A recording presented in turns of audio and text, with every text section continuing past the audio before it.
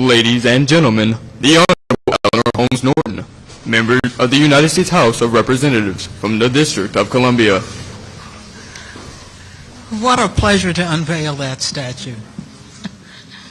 And such a pleasure to be with my very good friend, Speaker Pelosi, my other good friend here in the House, Whip Clyburn, our mayor, Mayor Bowser, and of course the chair of our City Council, Chairman Phil Mendelson. I'd like to express my gratitude to Speaker Pelosi and House Committee on Administration Chair Zoe Lofgren for making today possible. The District of Columbia owes a debt of gratitude to Speaker Pelosi, Leader Hoyer, who I'm sorry can't be with us today, and Whip Clyburn for their leadership in passing the D.C. statehood bill in 2020 and 2021. Those were the first and second times in history either chamber of Congress had ever passed the statehood bill. Today's unveiling was 20 years in the making. In 2002, I first introduced a bill to give D.C. 2 statues in the Capitol, as states are entitled to have. D.C. commissioned statues of Frederick Douglass and Pierre L'Enfant in the hopes that they would one day join state statutes in the Capitol. However, Republicans fought my bill, calling it tantamount to granting D.C. statehood, which it were. It took us 11 years to get D.C.'s first statue in the Capitol of Frederick Douglass, which is displayed in Emancipation Hall. That is certainly the appropriate place for it. Today, 9 years later, D.C. takes its rightful place among the states in the Capitol with the unveiling of the Pierre L'Enfant statue. Pierre L'Enfant fought in the Revolutionary War, which was launched to end taxation without representation and to give consent of the governed. Yet nearly 700,000 D.C. residents are taxed without voting representation in Congress, and Congress has complete authority over D.C.'s local affairs.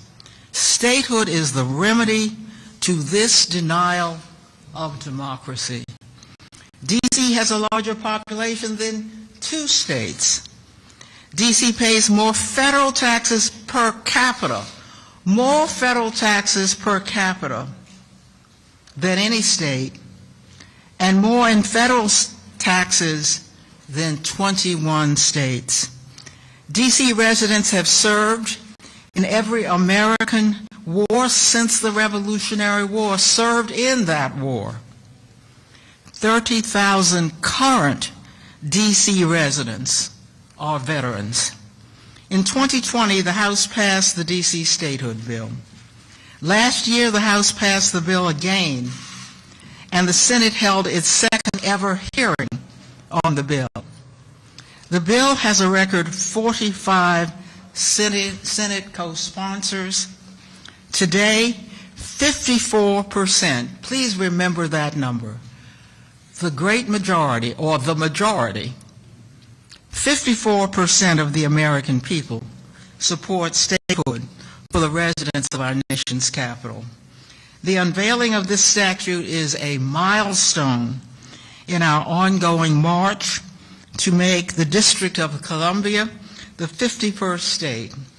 D.C. residents, I believe you will agree, have more than earned it. Thank you very much.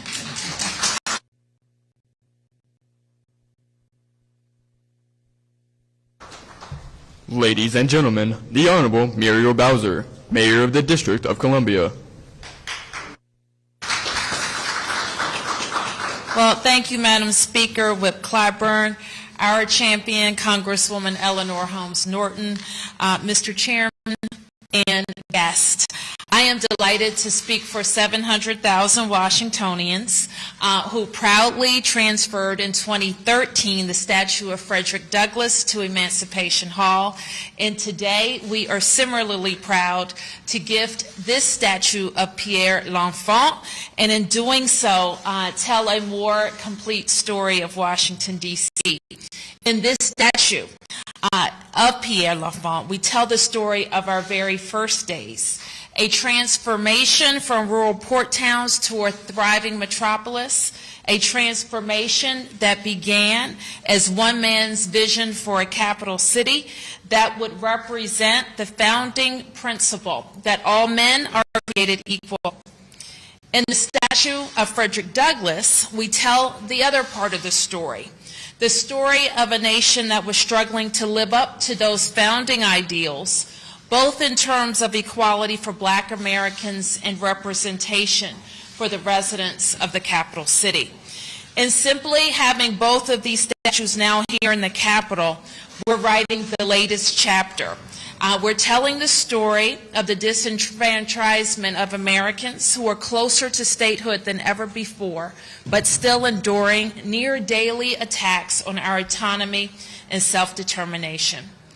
I want to, of course, thank Speaker Pelosi and Congresswoman Norton for making this happen, for making sure that the symbol of D.C. having its two statues, just like every state, is not where we stop. We know that achieving this milestone is so important, but we also know our goal is 2 senators. The goal is that D.C. doesn't have to rely on the Senate to confirm local judges. The mayor doesn't have to ask for the D.C. National Guard. The goal is that D.C. residents who elect their local leaders to represent their values don't have those values or laws questioned by lawmakers who live thousands of miles away. I think today about all that's going on in the world, I'm sure we all are, about how 700 Washingtonians living in D.C. are too affected by national and international events, yet locked out of the decisions made here in the Congress. I think about how President Biden is prepared to nominate, or has nominated, a Black woman to serve on the Supreme Court for the first time ever, and D.C. residents won't have a say in that nomination process. And with all that set to become before this Congress and the Supreme Court in the coming months and years, decisions that will affect our nation and our people, I think about the urgency that's before us to right the historic wrong by making Washington, D.C. the 51st state. We will keep pushing, inspired by those who have shaped our history, inspired by our beautiful city. We know when people come to visit our nation's capital in my hometown and the hometown of my Congresswoman, they are taken away by the beauty of Washington, D.C. And every day, we are inspired to do work not only for our city, but to make our democracy more perfect. Thank you.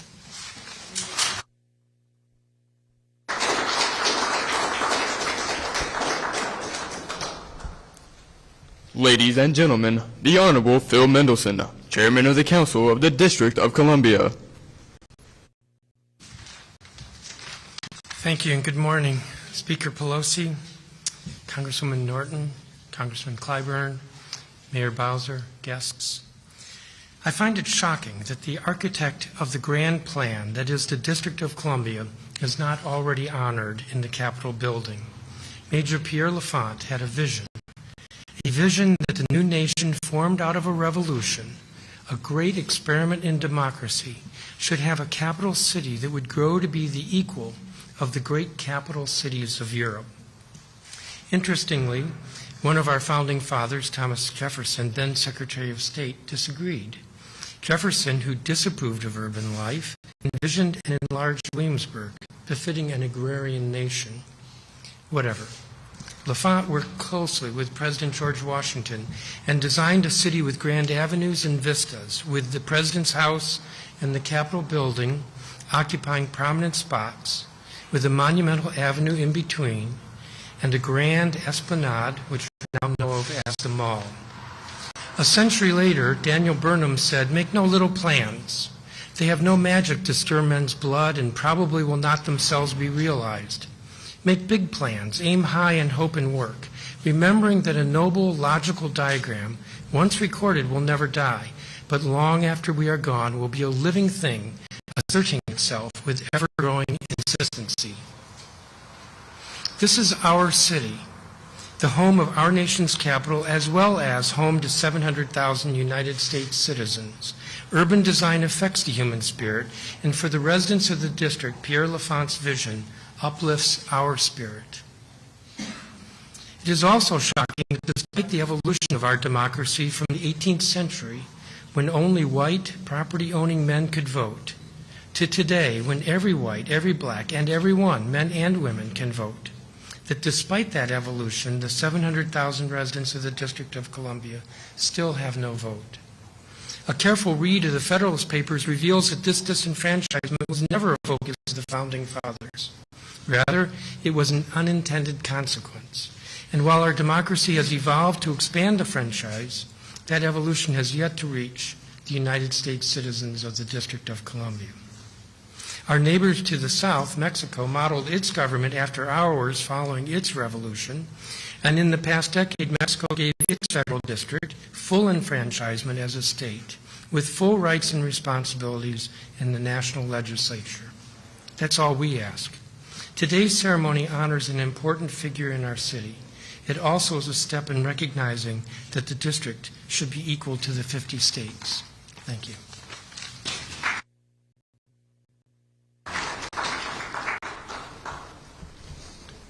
Ladies and gentlemen, Master Gunnery Sergeant Kevin Benier, the President's own United States Marine Band.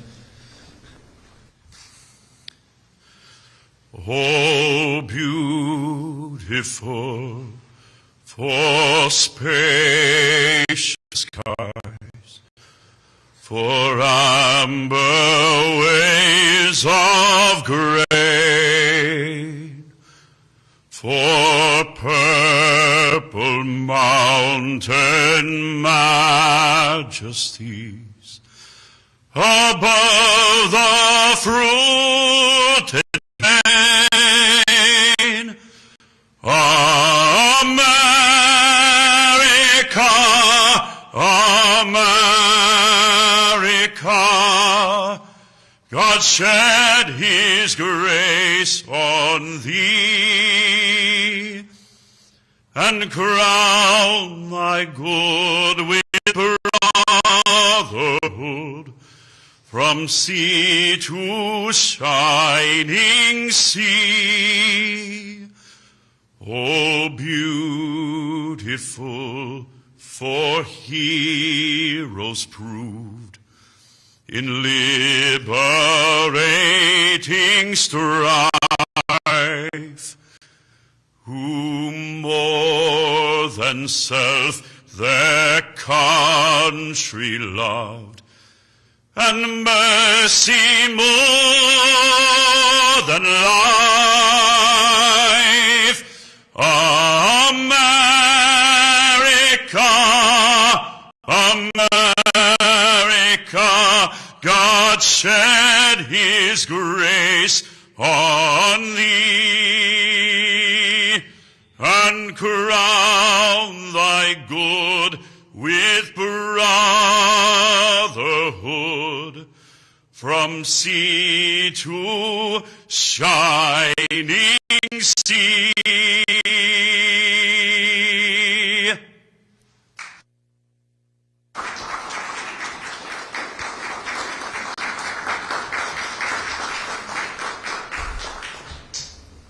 Ladies and gentlemen, the Honorable James E. Clyburn, Majority Whip of the United States House of Representatives.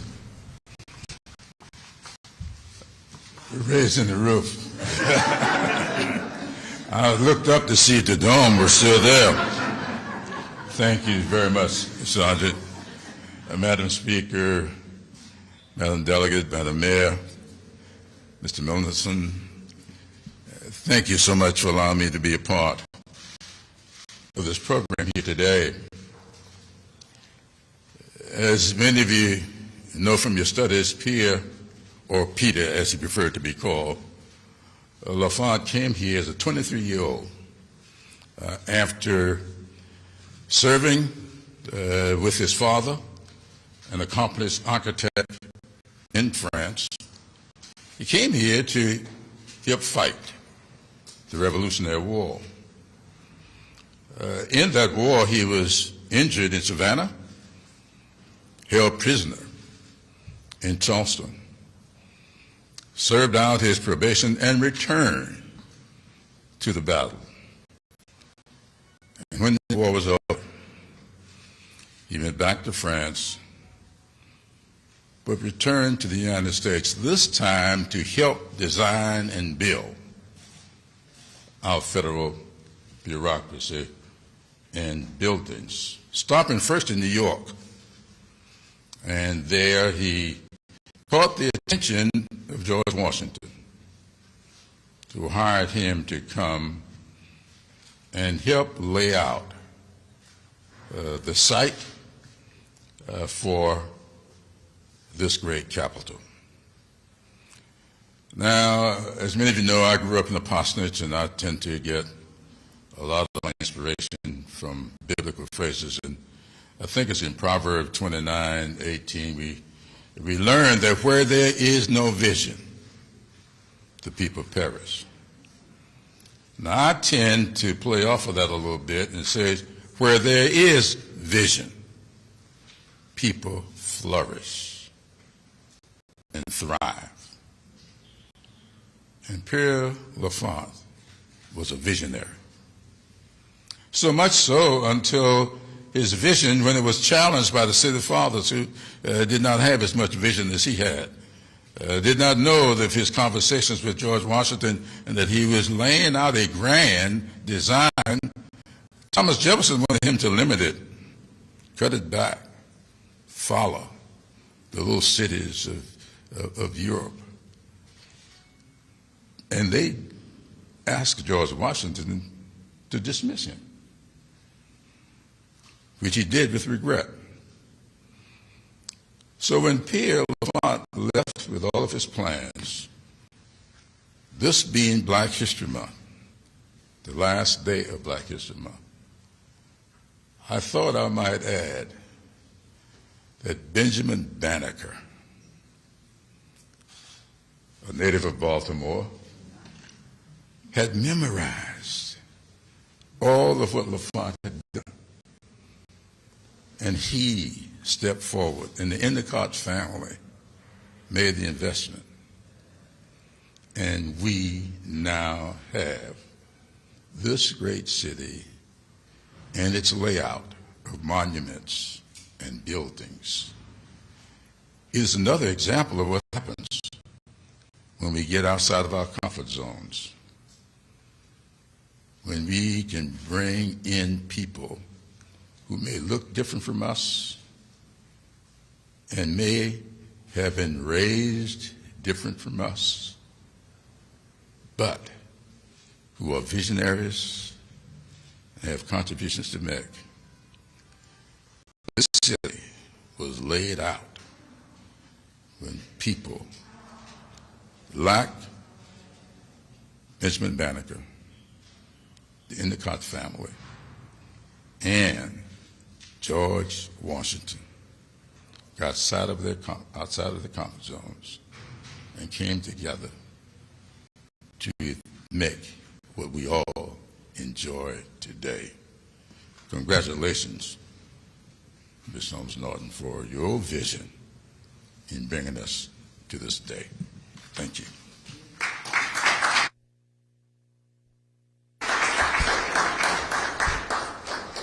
Ladies and gentlemen, the Honorable Nancy Pelosi, Speaker of the United States House of Representatives.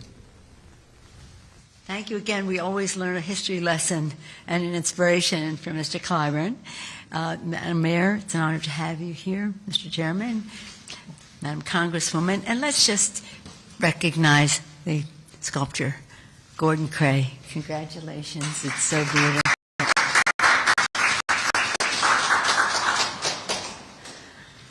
In her remarks, Congresswoman Norton mentioned that Pierre L'Enfant was fighting against taxation without representation, and here we are, still with that. Madam Mayor talked about when he drew his designs, it was transformative for the city. And here we are, Pierre L'Enfant making this spot in the Capitol transformed, a place where children can come and quietly understand the beauty of art and what it meant in terms of focusing on the greatness of the city, what it was, what it would become. Eleanor chose this spot. Eleanor chose this spot, and really before Pierre L'Enfant was here, nobody really knew that much about this spot, except they walked by it all the time. Well, Traverse, thank you for your vision. Thank you for your vision. So here we are, as this was mentioned, he served in George Washington's army. He did that as a very young person, bravely joining the War for American Independence, which was something the French did. Lafayette is in the chamber, and now Pierre L'Enfant is in the hallway of the Capitol. And he created a magnificent city. His leadership, alongside of the legacy, has been mentioned, of Frederick Douglass, is perfect. One at the start of our country, another to hold our country together. People in Washington, D.C. fight our wars, pay their taxes, contribute to the greatness of our country, and should have the full representation that has been mentioned.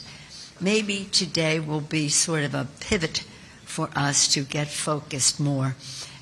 In the Senate, Senator Carper has led the way, and I want to acknowledge him. And in the House, Leader Hoyer has been a champion for this, and I want to acknowledge both of them.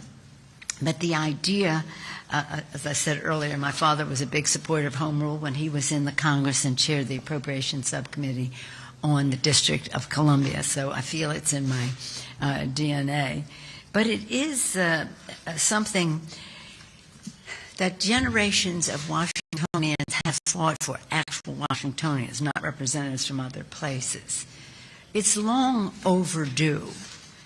We just have to continue to persist so that you do get those 2 senators and that we do have a full vote in every aspect of congressional life in the House of Representatives. So for us, this can be a pivotal day. It certainly is a beautiful day.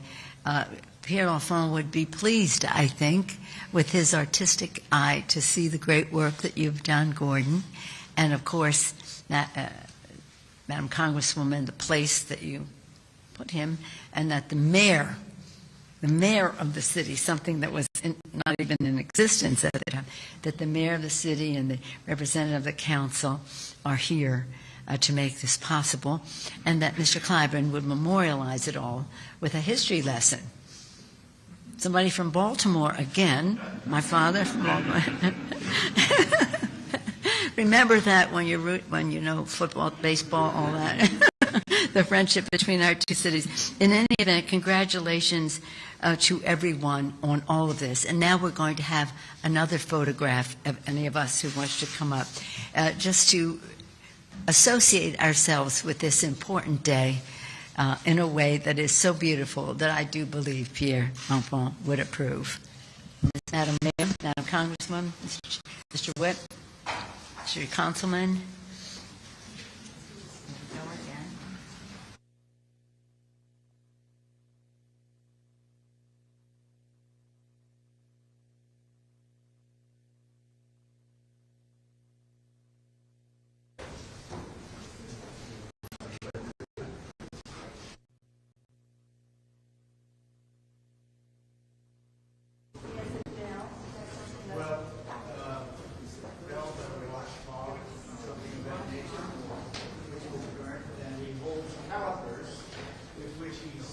Marking the map.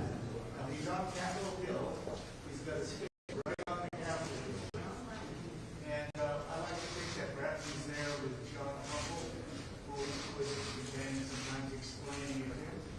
He looks over at Georgetown as he faces west and points over to the Navy Yard location on the east branch